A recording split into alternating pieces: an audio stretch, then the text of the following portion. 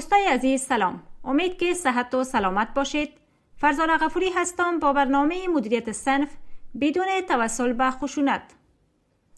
موضوع مورد بحث امروز ما نحوه برخورد درست با شاگرد پرخاشگر. پرخاشگری عبارت از رفتارهایی است که هدف آن صدمه زدن به خود و یا دیگران از روی قصد می باشد. رفتارهای پرخاشگرانه یکی از اختلالات شایع انسانی است. این اختلالات عوامل مختلفی دارد.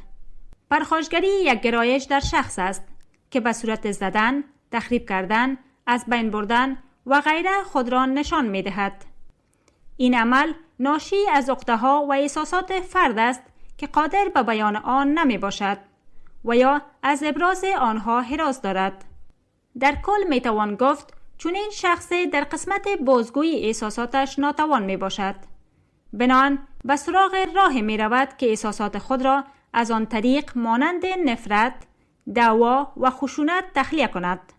موضوع پرخاشگری یک موضوع طولانی است که در اینجا به گونه مختصر بدان می پردازیم. اولتر از همه بر همه استادان لازم است که بدانند عوامل پرخاشگری چیست. به طور کلی پرخاشگری دارای 4 عامل می باشد که عبارتند از عامل ذاتی، عامل اجتماعی، عامل غریزه‌ای اجتماعی و کمبود توجه و عاطفه.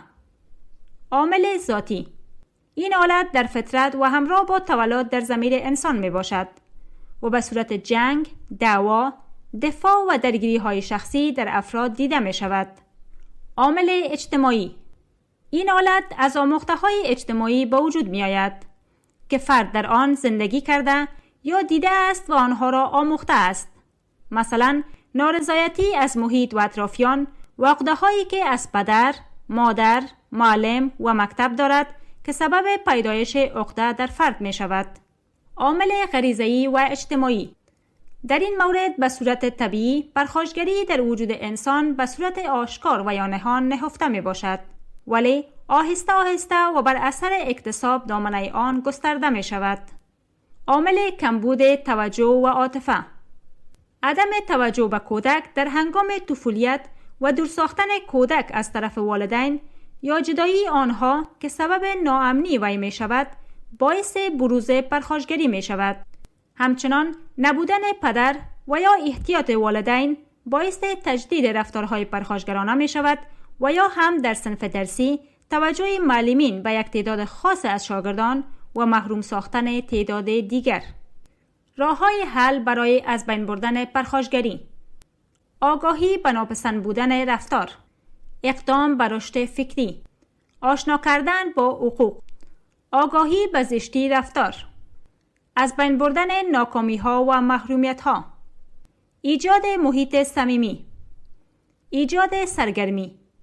دوستای عزیز، این بود موارد چند در رابطه با شاگردان پرخاشگر و عواملی که باعث می شود شاگردان در صنف پرخاشگری نمایند و اینکه استادان گرامی باید کدام راه‌ها را پیش گیرند تا رفتارهای پرخاشگرانه را در شاگردان خود کاهش دهند. امید که مفید واقع شود و تا برنامه بعدی همه شما را به خداوند یکتا می سپارم. اوقات خوب و خوش.